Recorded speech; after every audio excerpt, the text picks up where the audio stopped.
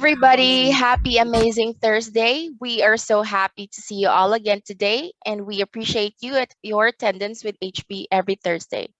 My name is Trisha, and I'm one of the sales executives here at Highland Park Lapidary. I know I have spoken to some of you on the phone, and I want to officially welcome you to our 19th live interactive webinar. Hello, and thank you as well to all our customers and followers that are streaming with us live, both on our Facebook and YouTube channel. Thank you for always tuning in with us. So before we proceed, I'd like to welcome everyone and thank you for always being with us. It is great to meet you all, and for those who are new to this call, welcome. Please put new in the chat so we can say hi to those who are new.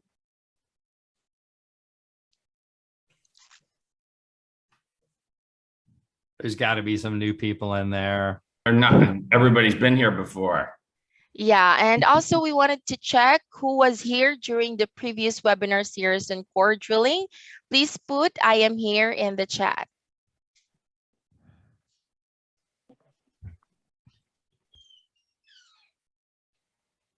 Yeah, we have a lot of returning. Oh yeah, Eddie's Hi, here. hello. Richard. I Got knew a lot Scott of would be people here. here. So furthermore, we wanted to say thank you for our loyal customers who are giving us your honest reviews, sharing your expertise with us, sending us your works to inspire other lapidary artists. The support that you are giving to us keeps us motivated to work hard and to deliver value to all of you. Thank you so much, guys. So for tonight's call, we are honored to have Jason Russell again as our guest speaker, along with John and Sherman, and he is a geologist and a lapidary enthusiast. Tonight is part 2 of our core drill essentials, and for our Q&A, you can raise your hand if you have any questions by going to the reaction icon at the bottom part of the Zoom and click raise hand, or you can post your questions via the chat box. So we encourage everybody to participate and make it as interactive as possible. And I know you're all excited, so let's kick off today's webinar with our intro video.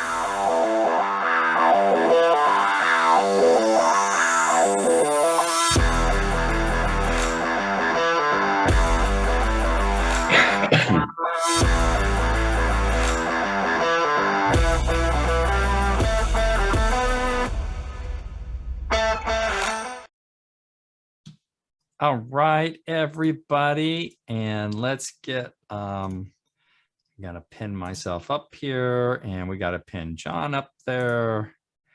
You guys, can you pin John and Russell up there? I can get Russell up there. Add the pin, and where's John? Somebody's gonna need to find John, get him pinned up here as well. I can't find him in the Here. There you go. Oh, there you go. Thank you. I'm going to add you. And there we are. All right, everybody. Where's Jason at? Get Jason. Jason's up here. I got him here. Go to your speaker view. You see Jason? You got to just go up on the top right-hand corner, view, and hit speaker. There you go. All right. All right. So, great to see you again, Jason. Jason, for you guys, Jason is on the road a lot. So to get his schedule available so he can actually do this, like you've juggled stuff, yeah, to be able to make this happen. Appreciate you being flexible. So yeah, appreciate you taking the time to be with us. Yeah. Anytime. This is fun. Yeah.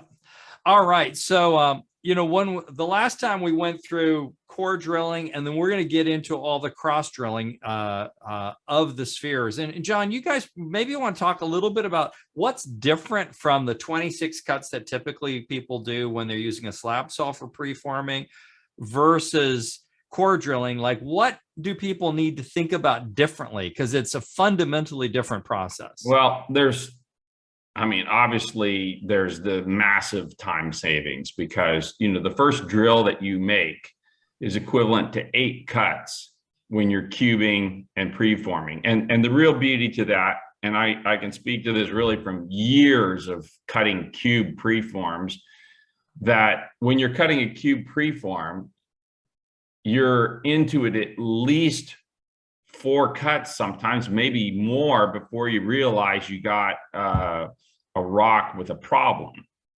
And then the issue is that you've committed a lot of time to it and you're like, well, I'll finish it. Maybe it'll look better when it's done.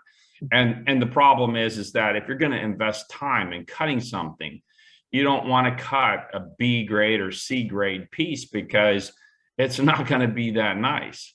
And that's whether you're making a collection or whether you're selling it.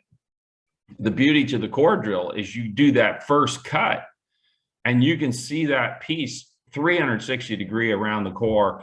And if you see a diagonal fracture going through it, or you have a big old bug in it that isn't pretty, you can make a decision right then after you've invested only a few minutes to say, okay, I'm going to cut this down, or I'm going to toss it in the scrap pile, or maybe I'm going to move it a little bit and I can avoid the fracture. Whereas if you start cutting a cube, by the time you hit the third cut, you may have already committed in a way that, you know, you're going to lose 30%, 50% of the size of the piece to get a really high quality sphere out of it. That for me, that's the core of it. And Jason, you probably might have a different, you know, like some different experiences since you, you know, have been using it. Pretty well the same. I did like your point. I do downsize my cores on that first cross cut where you lay the cylinder on its side. I'll actually step down a core bit or two to avoid and try and maximize the material. But yeah, it's so easy to quickly look at it and just discard it or downsize it. Yeah. One question I had that was a big driver. I remember John watching, because I've had the opportunity of watching John cut spheres for 30 years. Yeah, something like that. 30 years, so something maybe. And I know one of the things you were always very sensitive to is the economics, especially cutting in the States where your electricity cost is higher.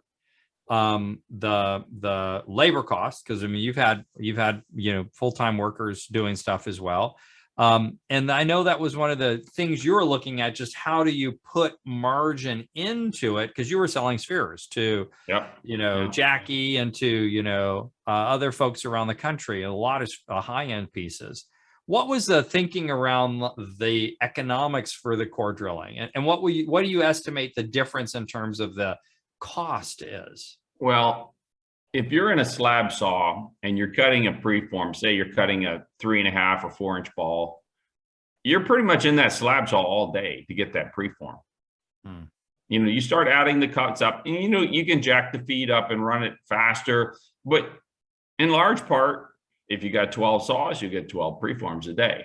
You know, maybe you'll get a few more smaller ones. If you do bigger ones, then you'll get less.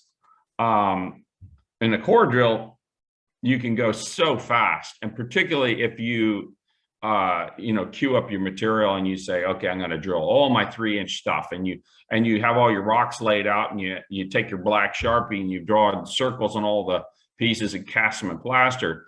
Then you drill everything that's 3-inch. You can drill so fast. I mean, drilling a high-speed sphere machine, literally, you can start and finish a sphere inside of an hour. Before, for carbide machines and cubing, you know, you're going to be almost a week.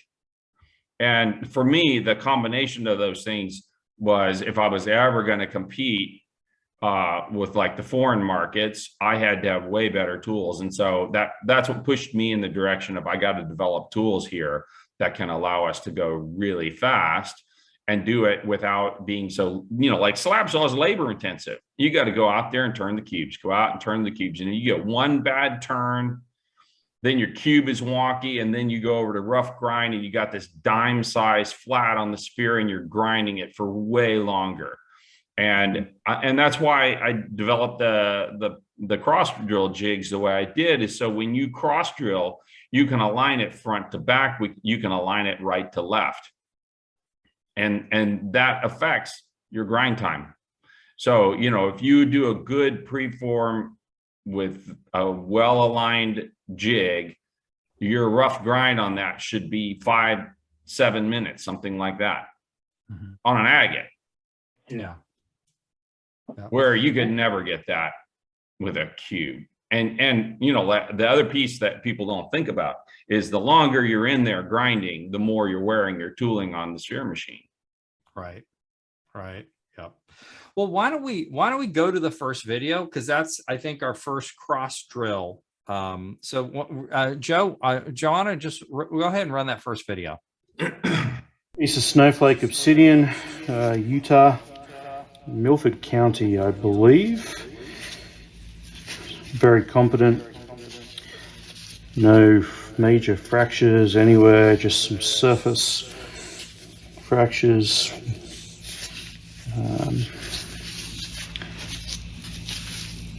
It's already got some cut faces from where I was doing some cabochons. This piece I started slicing before I got my core drill a couple of years ago. I think it's going to be a little tight with the 3-inch, but the 2.5 I may struggle to get 2 out of. Yeah, I'm definitely not going to get 2 out of this. So let's try and push it up to the 3. Obviously I'm going to have some material left over with the 3, but that's okay. I could probably even go above the 3. However, due to the previous slabs, it's not going to be conducive for the cross cut. So this would be the maximum core size I could go. We want to try and get this little cloud band right here. It'd be really nice to have that in the sphere. Most of this other area is actually fairly bland. On a small sphere, this pattern may be too sparse to really show up nicely in a sphere. Like this area here has a bit more contrast.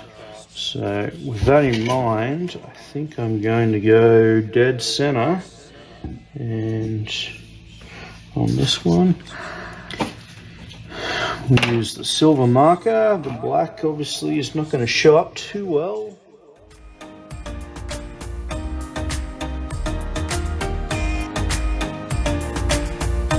That's got a really nice flat surface, so we don't need to consider doing anything else. It's very stable.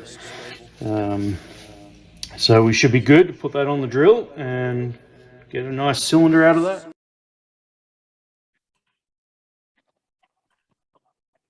Hey team, there was just a little echo, so I want you guys to track down if there's a mic open that's echoing through. Go to the next. Go ahead and go to the next video.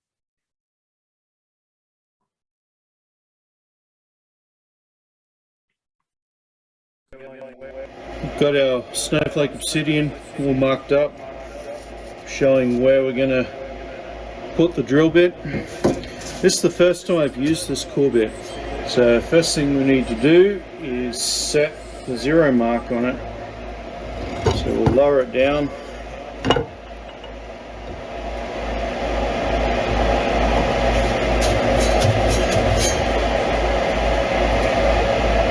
Mark the feed.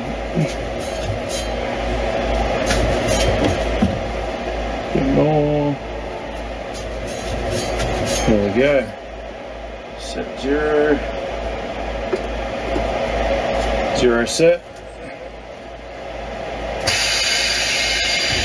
Bring it back up, we'll position the rock and we'll be drilling.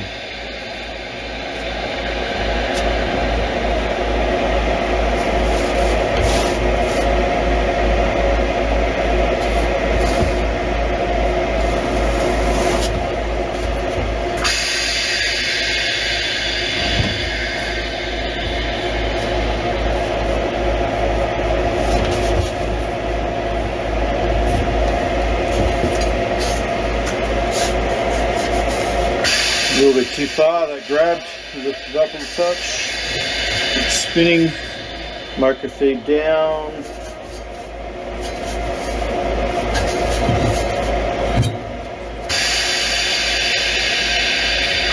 Looks good. Oil, let's position this a bit better.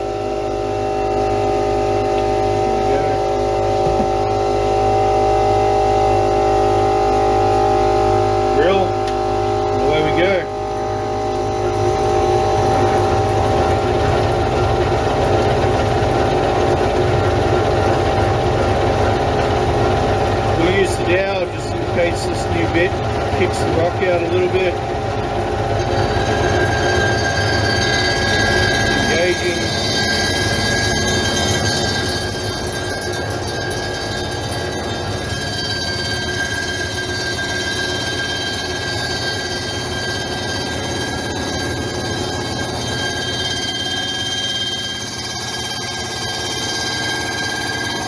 Okay, we're about 8 millimeters to go. Been a really good rock, hasn't moved at all, really good penetration rates. First time with this core bit, it's working out really well. Back it off for about 3 millimeters. You probably don't need to back it off, but I just like to, just in case when it breaks out the other side and gives anything. Rock though, because once you put it on the cross feed, you're taking that piece off anyway. There we go.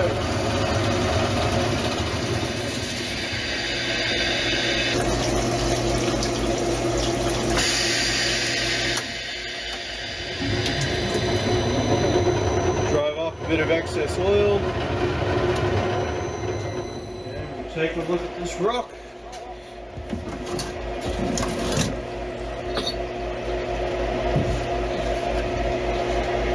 There we go.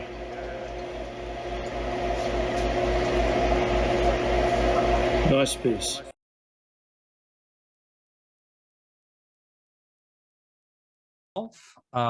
All right. So first, that was first drill on that. And then I think we go from there into our first So actually, I want to comment a little bit on this because I get a lot of questions from people about the initial drill. And the questions usually are, how do you hold the rock? Now, one of the things that you'll see, like through this video, Jason's holding his broomstick on the top of the rock. Now, definitely, I will, when I first am engaging the bit into the rock, if the top of the rock is a little slanted, then I will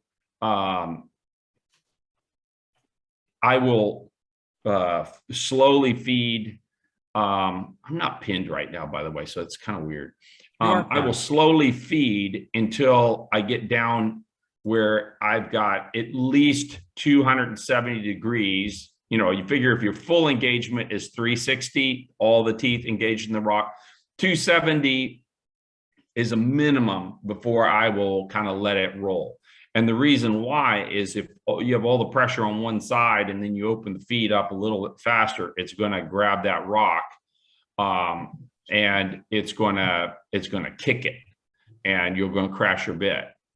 The other comment I'd make is that even though Jason held the rock all the way through, he didn't need to. And he's feeding a little slow still. So he hasn't released released the machine to letting it do what it really can do just yet. There's a second reason why you don't need to hold it. When we design these bits, the segments that I make for them are very, very free cutting, what we call free cutting. What that means is the pressure that's required to make that diamond segment cut is very low. So if you take a concrete bit and throw it in this machine and then try and drill an agate with it, you're going to see the blade pressure goes way up, and you might actually spin the rock because the bit stops cutting. Now you can hear it always when you get into it and you're building the pressure, but with our bits, they don't care about hard rock. They're designed to handle it. Like, you can't buy commercial lapidary bits anywhere. I tried years ago. Like, everybody says they got more diamond, they got, you know, premium, whatever. None of those work well. Their business is asphalt and concrete, so those bits will just be a waste of money. Well, talk about briefly for people that don't know, what is the difference between, like, if I go buy a good Hilti bit or I'm buying a Highland Park bit, what is really the difference, and why is it great? There's two primary differences. One, okay, maybe it's three. First and foremost, the metal matrix that the diamond's embedded in. For hard material, that matrix cannot be hard. And the reason why is that if you felt the mud in your saw, in your slab saw, that mud is like silk. It's so, the particle size is so small, it's just like silk. And the abrasive characteristics of that mud is very low. So you're not going to get much wear, and you're not going to get the same kind of flushing with that you do if you're drilling a piece of concrete. Concrete, you're going to have sand coming off that thing, and the matrix has to be hard or the bit will wear out really fast. It's kind of counterintuitive for drilling hard agate. If your matrix hard, you're going to have all kinds of problems. It just won't work. A soft matrix is the first reason. The second is the diamond size is not the same. If you look at a lot of concrete and asphalt bits, they may be 30 grit. And they may be 30 grit diamond in them. And the grit size, they're just ripping through this concrete because it's so soft. We put in a blend 60-80. What happens is your distribution of the diamond for the same concentration, the distribution is greater, so you have a lot more surface area that you're going to cover. Where, you know, if you have a big honking diamond, it's cutting a groove, but in a hard rock, that's not necessarily going to help you. Now, the third piece is also concentration. For any diamond tool, if you push the concentration too high, the tool stops concentration, meaning the amount of diamond in the tool. Yeah. So, and this is also very counterintuitive. When I was developing the tools, it took me a long time to figure this one out. And what it really boils down to is the number of diamonds. Like, the easiest way to think of it is this: if you got 5 diamonds and you put 5 pounds on them, you got a pound on each diamond. If you put 50 diamonds in, now you've got 1/10 as much. So the pressure on the diamond drops way, way, way down. Well, the pressure on the diamond's what's going to make it cut. So if you overdo the concentration, it has a very different effect. Again, it's going to be completely different if you're cutting concrete and asphalt than if you're cutting agate and jaspers, petrified wood. Mm-hmm. So those are the primary factors. Well, good. I mean, I hope that helps people, because people ask us that question all the time. Well, can't just I use a core bit or things like that? And that's a good background. So why don't we go to the next video, which is the cross drill, and then we'll come back and start picking up some questions after we go through some of these cross drilling. I'm going to use a spacer on this one. I don't always use a spacer, but this one's so tight that I think it'd be worthwhile. So all the spacer does is allow a stop. So we've got our teeth just inside on both sides of the cylinder. So I think we're good to lower it down.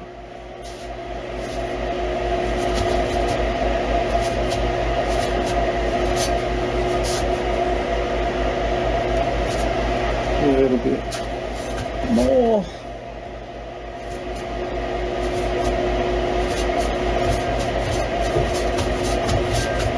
That'll do it. Place our oil. We've got oil coming out of the cylinder, center of the cylinder, and we've got this secondary oil which can be placed there.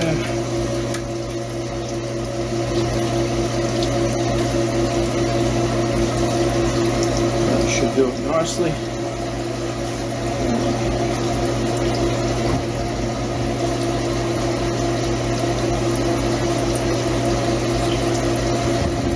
Dowel, sorry.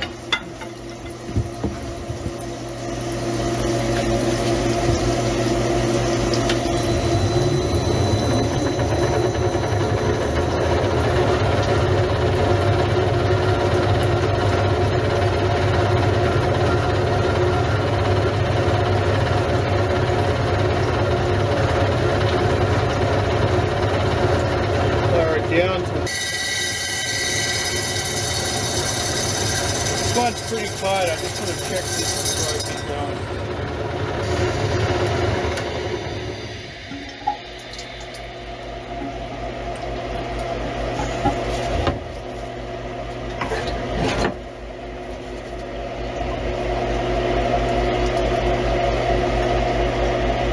Getting just a bite. That's a little close for my liking, so I might adjust this up just a little bit.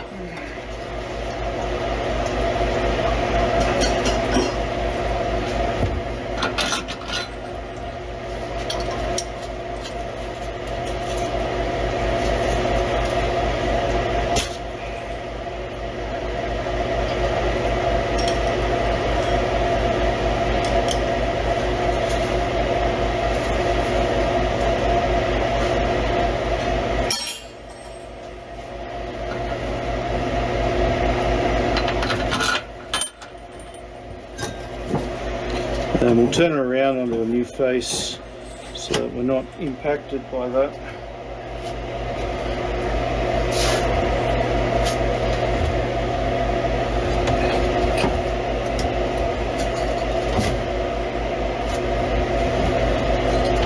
Looks pretty good.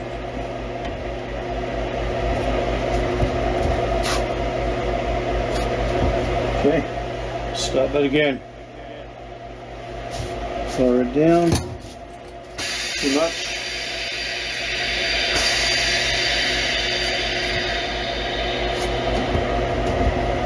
It'll work.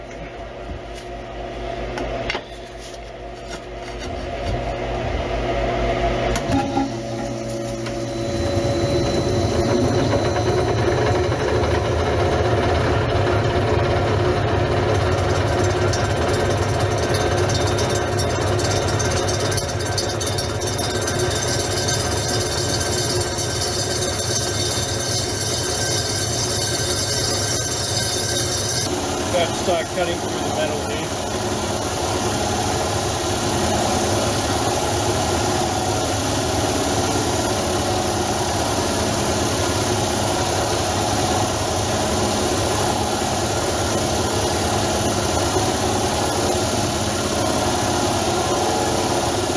Nothing unusual vibration.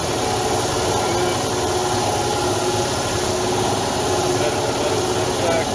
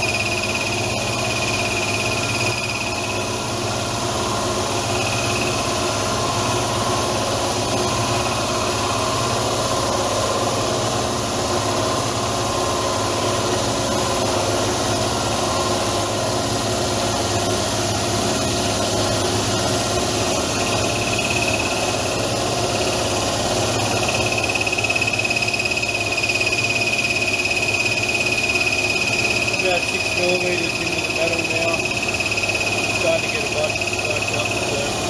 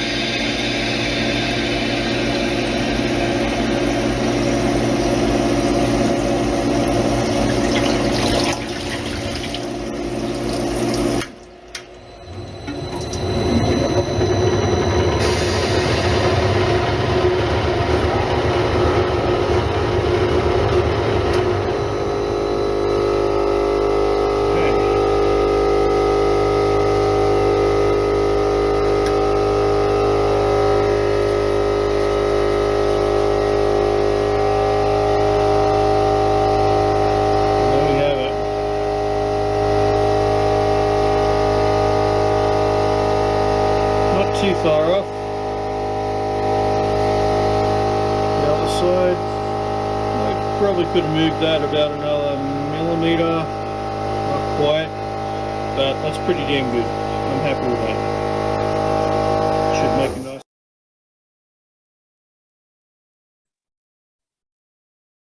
You're muted, dude. Yeah, I gotcha. So one of the things for people that are watching, that was also the first time he cross drilled that jig. So that was the first, you saw that the bit went right through the steel. The first time when you do your first cross drill, you're going to be taking your core bit down through the steel.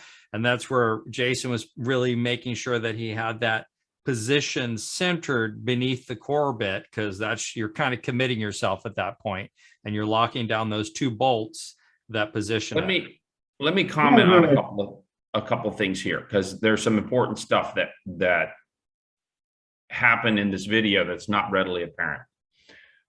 First of all, and this is more of a cautioning both for anybody that else is running a core drill, but also for you, Jason. When you're almost finished with a cross drill that's second, third, or fourth, or fifth, when the pieces drop, that's a really good time to turn the drill off. You ran it down a good bit further. The risk that you run is that the bit, and it's less of a risk on obsidian because it's soft, but if you're running a hard agate, if the bit grabs the piece, it's going to try and spin it. And because what happens is that as it's doing that cut, that curve is coming down, down, down. It gets closer to being a point. And at some point in time, that point could drop up in between a slot on the teeth. And when that happens, what it will do is it will explode the rock inside the core bit, which basically means you're going to open it up and you'll have either a big chunk out of your preform, or that you'll have half your teeth on your core bit missing. So I have a feeling I run it down.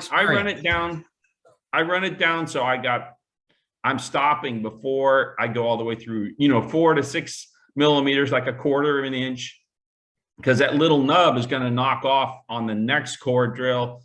And the amount of time I save is made up for by the number of preforms that I don't destroy.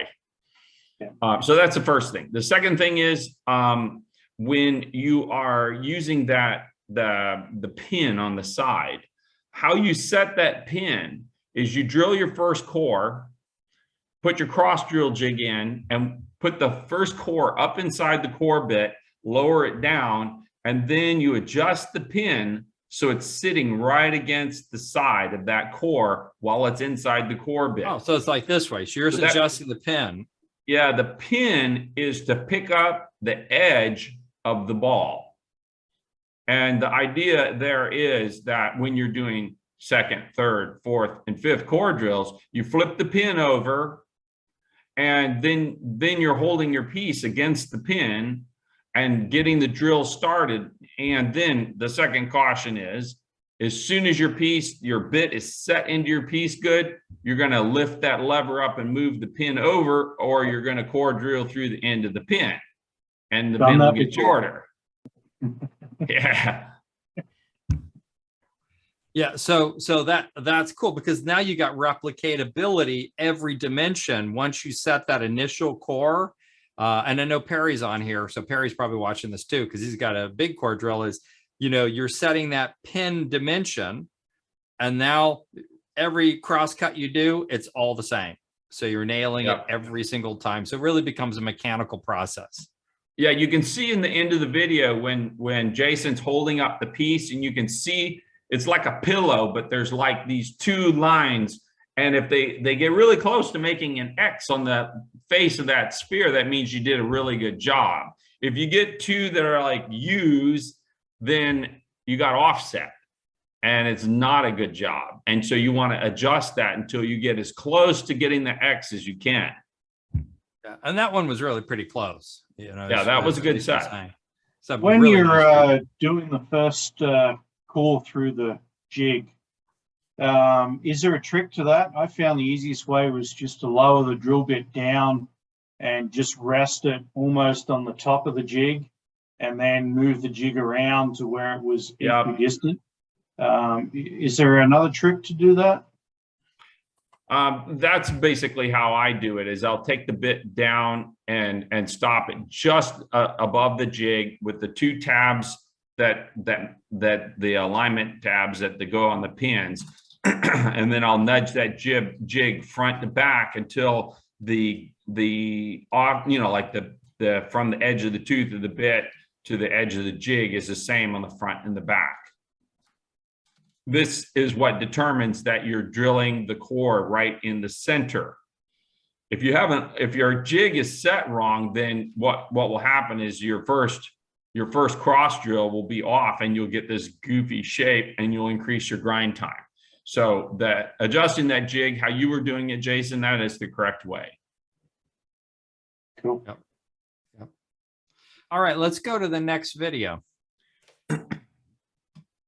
Coming for the second cross cut now. Same process as the first cross cut. A little bit to clean up on this metal so it sits flat.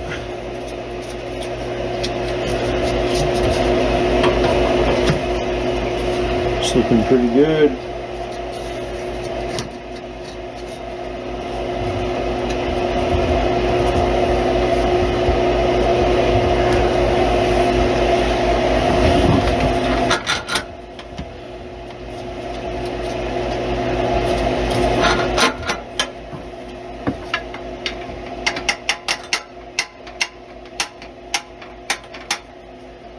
Gets a little tight in there at times.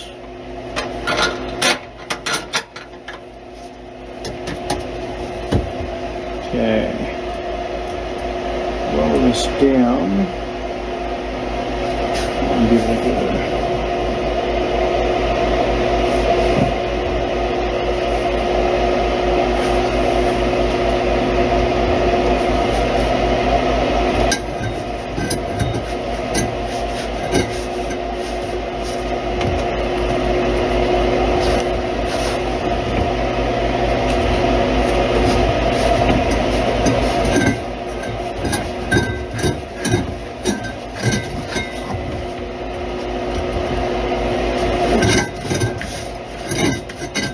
Pretty good. Let's go.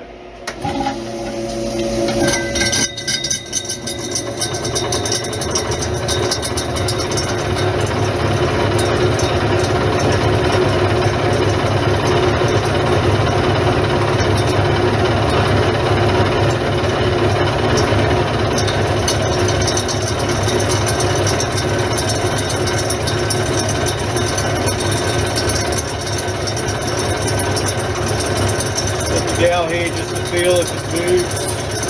It's not really to hold it, just to feel if it's moving or not.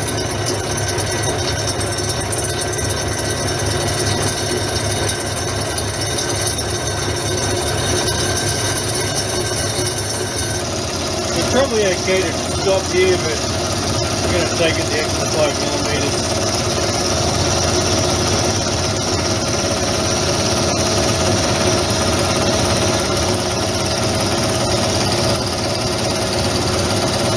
Tell by the sound, vibration, there is no cutting going on anymore. And that hit base. Bring this up.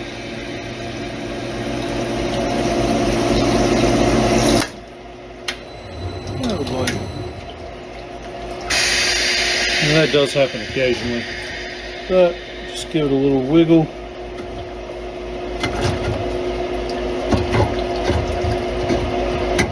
There we go.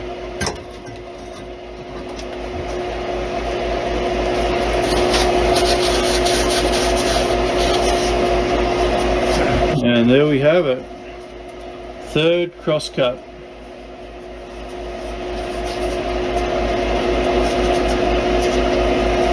The crosscut was a little off. I should have moved it a little bit more, but that's okay.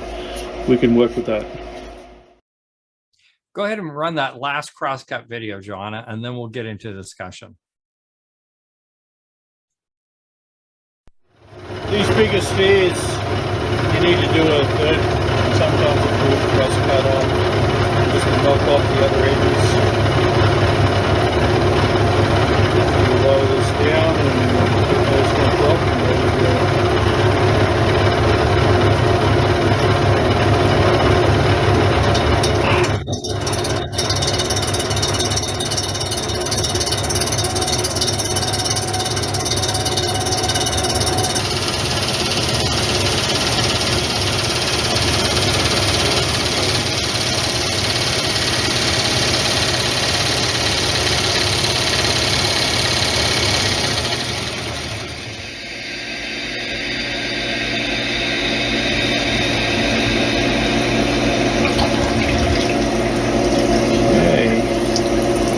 Looking good.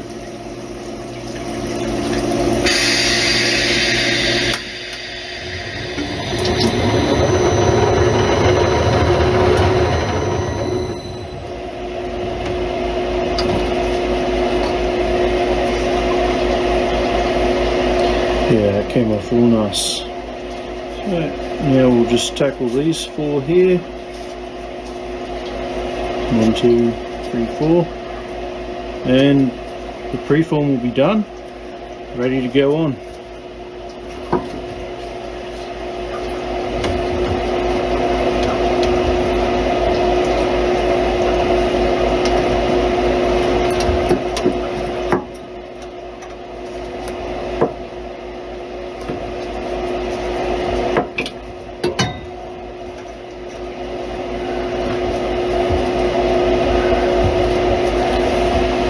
Lost my positioning there for a minute, sorry about that. Going to make sure the long side is parallel to the cylinder.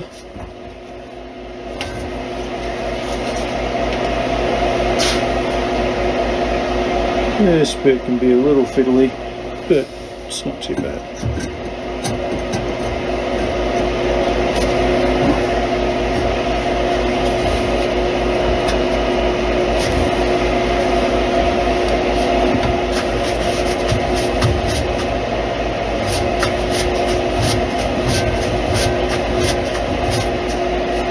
I got the micro feed on now, just coming down till I just touch. There we go. Turn that off.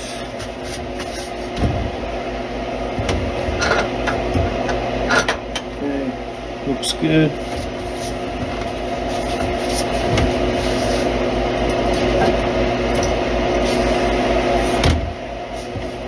Even.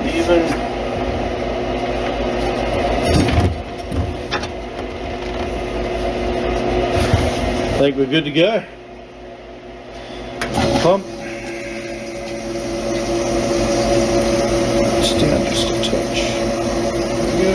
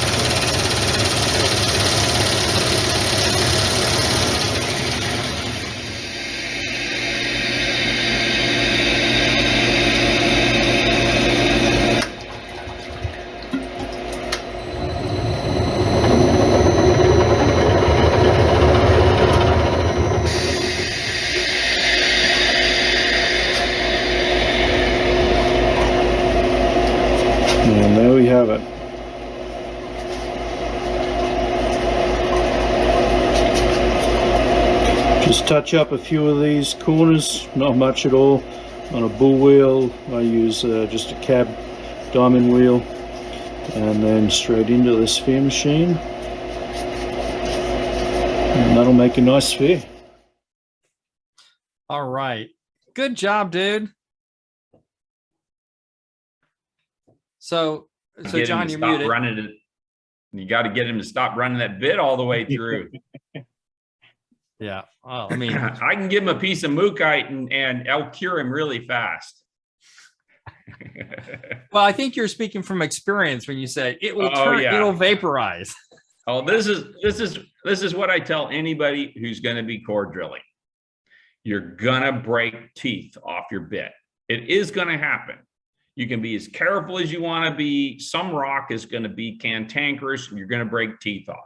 So you learn how to silver solder your teeth back on your bit and you don't worry about it. Like the way we set up the system with the cross drill and all, it's really, really, really foolproof, but you got to expect you're going to have that happen sometime. Now, certainly there's practices that we can teach you, like not running the bit all the way through, that will help you avoid that. Right. And what we're doing is we're taking this videos, we're going to turn some of this stuff into the owner's manual on this. Yeah. You know, well, one of the other things I want to note here, because Jason is drilling really slow. Like he's drilling light. Like you can really go with this machine, but then it gets a lot more important not to drill all the way through because you're just hauling ass. Because, you know, we could probably drill in a day. Well, if we're drilling just rough cores, we could drill a huge pile of cores on one drill in a day, just a huge pile. How much do you think is huge? You know, it's been a while. So since I've been standing by the drill, it's a lot. Mm-hmm. Like mind boggling. You could take 10 saws, you could run 10 saws at a time and run one core drill against the 10 saws, and the core drill is going to win every time. Right. And the preforms are going to be way, way, way, way better. Right. So let's take some of the questions. All right. We had a question about David was asking. So he was actually asking a bangle question, which is I know you've been thinking about bangles as well. So how do you get two cores symmetrically perfect to make a bangle measurement outside 4-inch, inside 3-inch, depth of 3/4 inch at least? All right. Well, I do have a bangle machine sitting up here in the hard drive that I'm working on. That I don't know, maybe towards the end of this year, but I'll talk to that just for a minute. If you're making bangles, the first thing you want to do is you want to cut a slab. That's the width of your bangle. Now you need 2 core drills that are appropriately sized for inside and outside of it. You get your slab, you put like if you're doing it on a core drill like this, I would take the slab and put it on that wood, and I would probably put some nails around the corner so it can't move. And I drill the inside, and then I drill the outside. Mm-hmm. And then that will give you a really symmetrical setup for, you know, the bangle. Because if you do it by hand and then it moves a little bit, then you're going to have a bangle that's real thick on one side and real thin on the other side, because the ID and the OD aren't, you know, concentric. Yeah. Now, didn't you at one point in time, and I may be opening up a can of worms that was a failure, but didn't you do some core bits that were actually dual core bits? One was on the inside of the other side. Yes. Basically, it is a lot more complicated. I was doing that for the guys in the Mexican factory, but it was for doing actually lamps. Right. Big. So basically lamps. socking it down and then pulling out a tube with a single cut. I mean, it could be done for bangle, but I'm not sure I would go through that trouble. It's easier just to, you know, if you're doing such a a short drill, I would just peg your piece down and drill it once, drill it twice. Right. And Until then whatever this machine is Yeah. that you're talking about, which I'll just say it may happen at the end of this year. We have so much coming on. You have like 13 other products that are in the pipe right now. Yeah, I that got are a going lot of into products production. in the pipe. Lots of A people. lot of new excited. products. So the next question that JP had is, what is the RPM on the core drill? It's a great question. So basically what I did, my original drill, I mentioned this last time, my original drill had this great big variable speed pulley set up, and the drivetrain had a lot of spun weight, which meant you couldn't stop the core bit fast. And that was always bad if you did have a problem, because it meant it was going to strip every tooth off that bit if you had a crash. And then I started working with this company that makes variable frequency drives. Now, what a variable frequency drive is it changes the output frequency that goes to the motor, keeps the voltage the same, but the output frequency stays the same, which allows the motor to operate very, very cool at slower speeds. And so you have a knob on the front of the VFD that allows you to dial in any speed. And so basically the core drills, it's a variable speed machine. And what the display shows you is frequency. And certainly as you are using it, you can kind of like start making notes for where things sound good. I haven't done that myself because honestly, all I do is what I tell people is listen for sizzling bacon. You know, when you get into that sweet spot on a core bit, it will be like, and it will have that kind of like frying bacon sound. And you know, you're right on the sweet spot. Well, it's kind of the same sound as a slab saw, right? Like when a slab saw. When you hear a slab saw, it's running really right. It has a little of that same sizzle bacon sound. So I think Alice needs to be uninvited. Yeah, no idea what this is, but somebody just so the drilling removed fluid Alice. we're using, we use the Cool Cut, which is a mineral oil, but it's very, very thin. And basically the importance of that is that the flushing of the core bit, because the core bit is removing a huge amount of material. You figure if you are taking 8 cuts in a saw, each one of those cuts is about 1/8 of an inch wide, and all that material is turning into dust. So now you're taking 8 cuts with this, and basically it needs to be flushed. If you're not flushing it really well, if your oil's too thick, like we set up a shop, a factory in Madagascar with a bunch of core drills. And when we started drilling, we're trying to drill rose quartz, but we couldn't get any thin mineral oil there. And literally, we couldn't push a bit through this rose quartz, and rose quartz is soft. And I'm sitting there looking at it going, what is going on? And the oil was like a 15 or 18 CST. And I sat down and I was just going through it, and I realized it's the oil. The oil gets down underneath that bit. We're trying to push the mud out, and it's basically it's hydroplaning. Okay. We definitely have some weird haters on here. I don't know. There's some. No, it's just. I don't know. It's I don't just know. some spammers. Okay. They're going to soon start selling us Bitcoin. Yes. It'll be the Bitcoin guys that try and hack your YouTube. Yeah.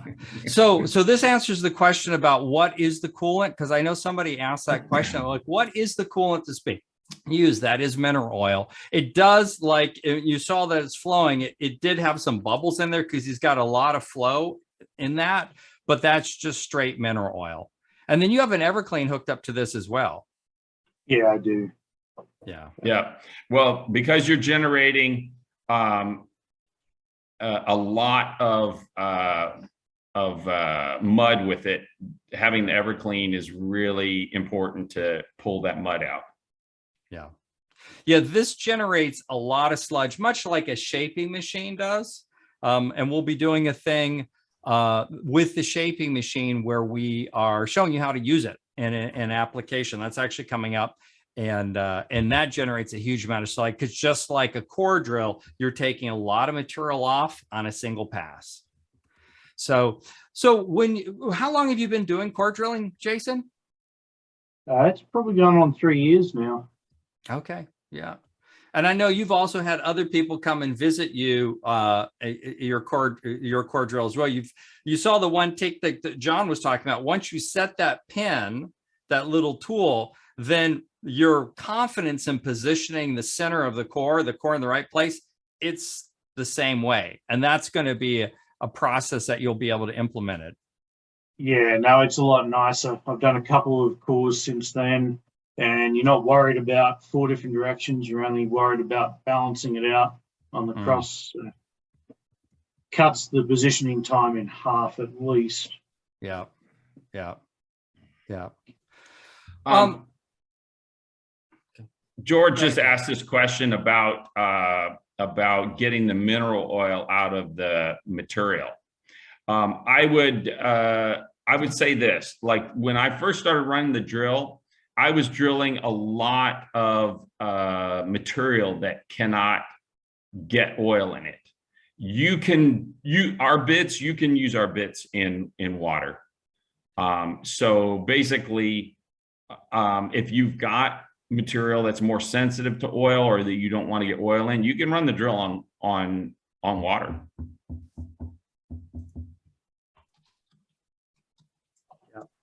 Have you run you've just been running exclusively in oil, Jason, because you're doing agates and jaspers, probably some mookaite as well? Yeah, no, just oil. Yeah. I did think about switching to water, but it's in my garage, and trying to switch it and clean it, I steered away. Yeah. Yeah. Yeah. Well, and running water, you will see a definite decline in your bit life. But like if you're, the new opal, what do they call it? That's coming out of Utah. Somebody's mining it again. If you're cutting stuff like that, man, I would definitely run water. Because it's like a sponge. It's going to pick up so much oil. So it's definitely worth it on some materials, but then of course, you got to deal with the machine clean out and keep the oil and the water separate. Yeah. Well, one of the things also to be paying attention to, depending on the material you're running, is on the slab saws. It's the same issue that when you're running water, your bit will get duller faster because the lubricity in water is going to be different. So you will need to sharpen more frequently, just like when we run slab saws in water, when we're cutting very oil sensitive material, those are going to take a more abuse. And so there's more sharpening that needs to be done. So be aware of that if you do run water. Does it make sense? Yeah. Can't read that. Anyway, any other particular pieces that you want to talk about, Jason, in terms of the process, and other questions for people? I know we got some new people that are coming on board with core drills. And we're not letting Aaron come back in. But on any of the new people like Scott, I know this is hopefully going to be helpful for you because I know you got your bit coming. George asked, how do you sharpen core drills? It's a great question. In large part, I would sharpen a core drill the same methodology I use for sharpening the blade. I would take the drill bit off the machine, and I would sit there and take the file and just ping the edge of the bit until the other thing that you can do is, by changing materials that you cut, that will also help. Right. Like I know if I, probably one of the worst materials I've ever cut is salamaline. it's just got so much iron in it that it's really, really, really, you know, annoying to keep the bit sharp and cutting. But you know, you sharpen it and just keep going. Yeah. All right, what we're gonna be doing is moving our registration to pre-registration. So Yeah, we'll get I think these jokers, the jokers that are like got nothing better to do than to put. Yeah, we've been cutting them off. They just keep making new names. So let's see, what other videos do we have that we can show? Well, we've got the whole drilling of the rose quartz piece. Do you want to go into that sequence? Yeah, let's do rose quartz. So go ahead and Joe, run the rose quartz. Nice piece of rose quartz here. Reasonably competent. Few fractures through it, but nothing too unusual. Natural cleavage face. This crack may give us a little bit of problems on the track. Most of these should be okay. This one's the only one I'm concerned about. You can see the oxidation creepage in along the fracture surface. So I'm pretty sure that'll end up popping off at some stage in the process. So let's see what size sphere we can get out of this, avoiding that area. The one interesting thing about this piece is we do have a little bit of a rhombus shape going on this naturally. So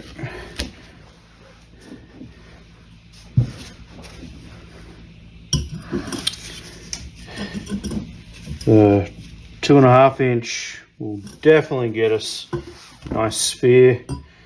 I'm not going to probably get 2 out of it though, so I'm probably going to be wasting a fair bit of material. So my preference would be to try and get this 3 inch in. As you can see, there's plenty of room to avoid this crack here that we're concerned about. I'll try and get a bunch of meat on this knuckle right here.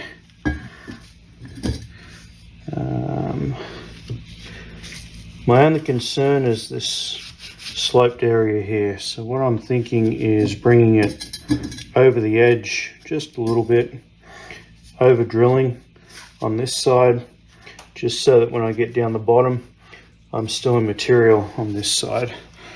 So I think that looks reasonably good.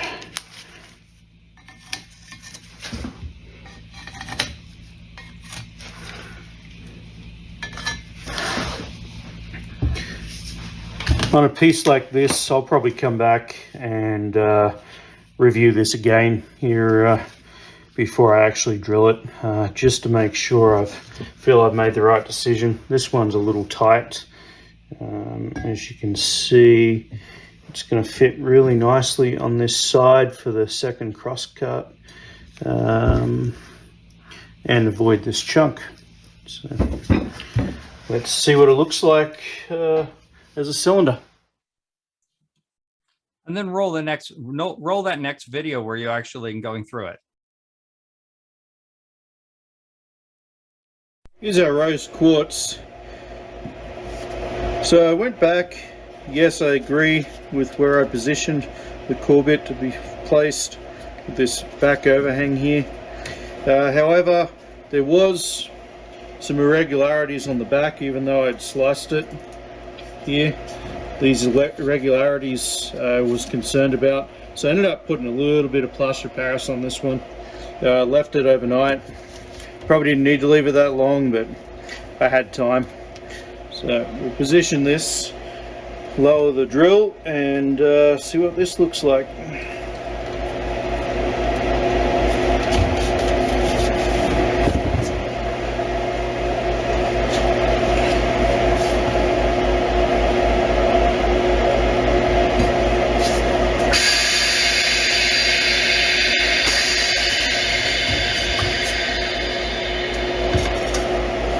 Okay, ready to go. Oil on. I'm going to bring that around just a little bit more. Go.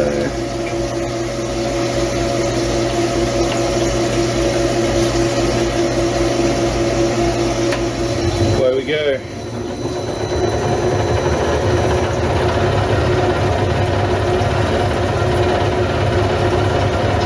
We'll just lower this down until we start to hear it engage, and then we'll back it off until the teeth are in the rock, and we can speed it up again. There we go. You can hear that ting, ting, ting.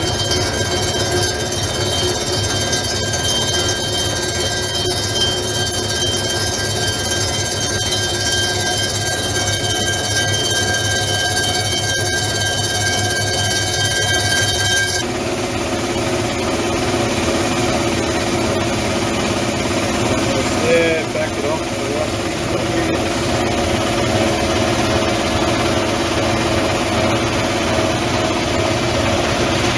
And that's through.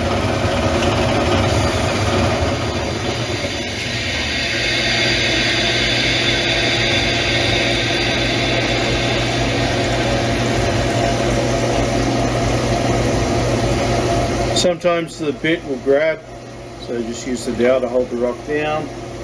This one's behaving.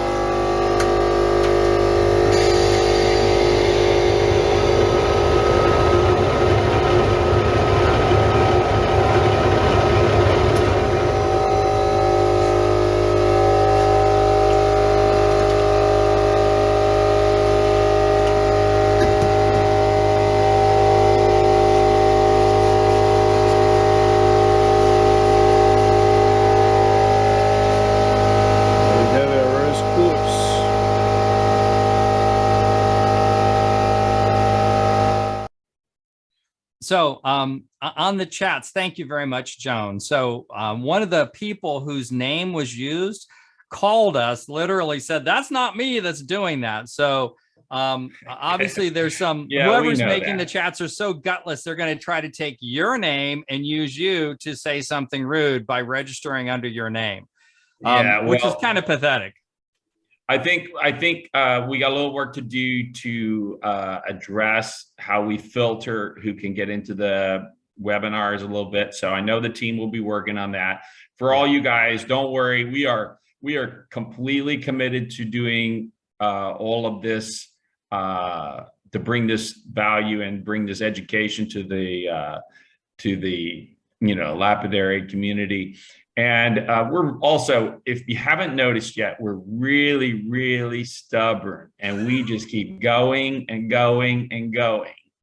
Yes, we are very stubborn in spite of all that. We're very aggressive as well. So we definitely want to really push. And I know Johnny's like, God, I need a core drill, right, Johnny?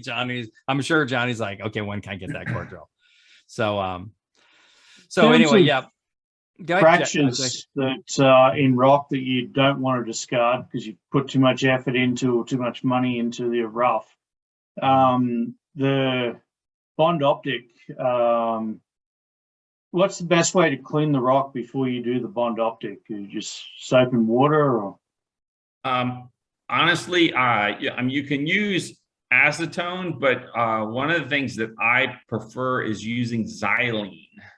You can buy it at Home Depot or Lowe's, and xylene is really good at breaking down the oil and getting it out. But the other advantage to xylene is that it does not, like if there's some xylene retained in the rock, the xylene does not attack the epoxy, where the acetone will attack the epoxy. It's Gotcha. actually a little trick that I used when I was treating cosmetic fracture in a piece, because the xylene will actually pull some of the epoxy into the piece, and it can be used as a thinner in the epoxy. Okay. And that's just in the paint department. Yeah. Yeah. paint department. Now we have more videos. I don't know how far you want to go because Well, Jason so I over have delivered to- with videos, which is great. Yeah. So what I want to do is like Jason was so awesome. He did tons of videos. We're going to take all these videos and make them available up on the webinar YouTube channel. So there's more for you guys to watch there. Certainly when you see, how consistent of results that you can get with this, it's just, it's amazing. And like, I know when I invested in my shop developing the first core drill that, I kind of, the way I was thinking about it, I was just sick of doing all the slab saw stuff and, and having bad preforms and stuff. And I thought, well, it's just worth it because it'll be less hassle. Well, it turns out economically, it changed the game completely because what I could produce. And I didn't need to have as much stuff running. Like before, when I was running all the saws, my electric bill was through the roof. I mean, I had like 12 or 14 saws going full time, and I got pretty steep electric bills. And when I went to the core drill, it's markedly lower because I didn't need all the saws running. I was running one core drill. Right. And your cut time's faster and the amount of material you're getting. So if you guys are liking this thing, like I say before, if you haven't given us a 5-star review, please give us a 5-star review on the Google. The team will put it up there. Richard, this does not run on 110. The core drill runs on 220. It's a big machine. So you do need 220 in your studio shop to run it, but that is not a huge deal. I know, Jason, you had 220 put into your garage, right, for that? Yeah, we just ran it from the box in, so Yeah, it's easy. it was pretty simple. Right. So if you like what you're seeing here, give us a review. This motivates the team. It motivates us to be like, let's go do more. And also, if you haven't subscribed to the YouTube channel, we're going to be, we're actually queuing up to do a lot more videos and also a series of shorter pieces to really kind of answer questions that people have, like common asked questions. So if you haven't signed up, subscribe, please give us a 5-star review. We like to be here every Thursday with you. And this is just makes us feel pumped when people sign up. Yeah. And tell your friends. Tell your friends. Absolutely. So. All right, guys. Well, we'll wrap it up tonight. Have a great evening and the rest of your week. And Jason, thanks so much, dude. You totally kick butt. No, thanks, guys. That's awesome. Yeah. Had a lot of fun. I learned a lot. So thanks. Great. All right. Thanks, Jason. All right. Take care. Cheers. Bye-bye.